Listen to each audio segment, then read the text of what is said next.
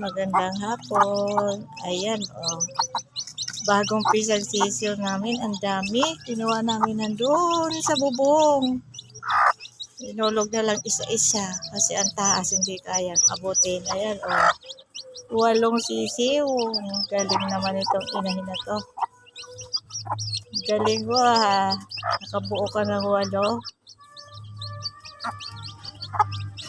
Ayan, kalalagay lang namin dyan sa kulungan. Galing siya doon sa pinaglimliman niya sa masukal. Mataas. Hindi namin kayang abutin. Yan, ang galing. Ang galing mo inahin, ha. Galing ka maglimlim. Pero nakabuo ka ng 8.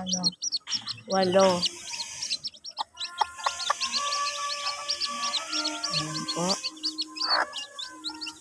Ang dating nakalagay dito 4. Ito, binalik naman namin dito. Bagong inahin to, ngayon lang to nagsisiw eh. Doon po yung dating 4 na nandiyan na nakakulong. Andun, ilipat na. Ilipat namin kasi medyo malalaki na 4 dyan. Ayan. Medyo malalaki na sila. Yung 4 na dating sisiw. Ayan. Medyo malalaki na. Ilipat namin kasi ito pwede na sa lupa. Ayan, pwede na yan sa lupa. Yung kasi pag bagong pisa, kailangan doon muna namin para pag umulan hindi sila malalamigan. Ayan. Yung unang batch, andiyan naman yung unang batch na 2 lang na magkapatid. Andiyan naman sila. Mamayang gabi bibitawan na ng mister ko. Ayan, hindi kita.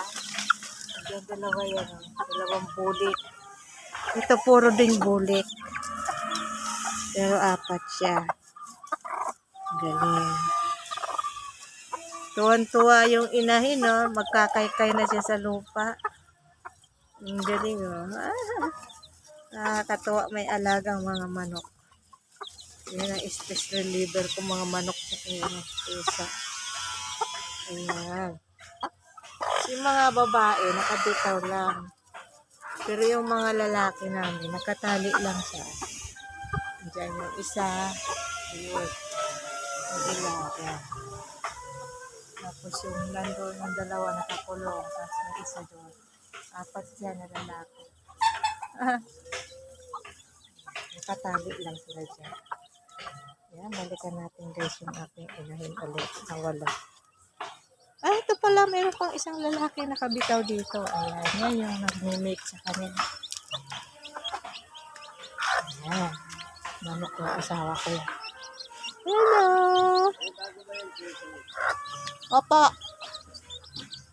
Hello! Yay! Ilan kaya ang magiging babae dyan? Ilan ang magiging lalaki? Ang cute! Ay! Matapang yung inahin. Tinuka ako. Matapang. Nanunuka. Nanunuka siya. Oh. Tinuka ako. Uy, ano yun nalaglag? Matapang yung inahin. Nanunuka. Akala siguro kukunin ko yung sisiw niya. Ay. Hello. Hello. Galing mo naman pisa.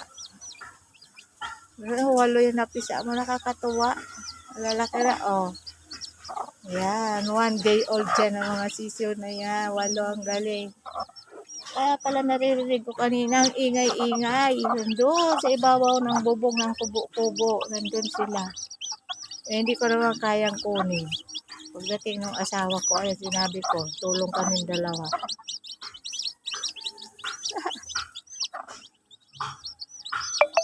Ang galing mo talaga. Ayan. Yung inumin niya, nilalagyan namin ng gamot para hindi siya magka-bacteria. Para healthy yung sisiw. Ayan. Tuwan-tuwa sila. Oh, nagtago na doon sa loob ng ina. Sa ilalim ng kanyang dibdib. Ang tapang ng babae. Ang tapang ng nanay ah. Ayan. Good luck. Kung sino ang lalaki dyan sa babae. Mahirap hulaan pag ganyan sisiw ka. Yung apat na yung pwede na hulaan kung alin doon yung babae.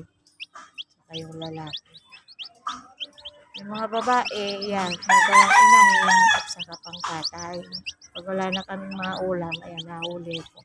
Hirap nga lang manghuli, ang iilat. Eh. O, diba? Cute. Cute.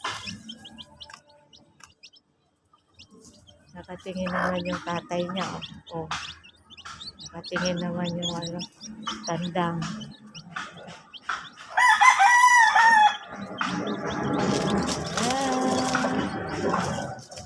Guys, ito mga presko dito sa likod namin. Thank you guys. Bye-bye. Thank you sa panonood ng aking bagong pisang inaing manok.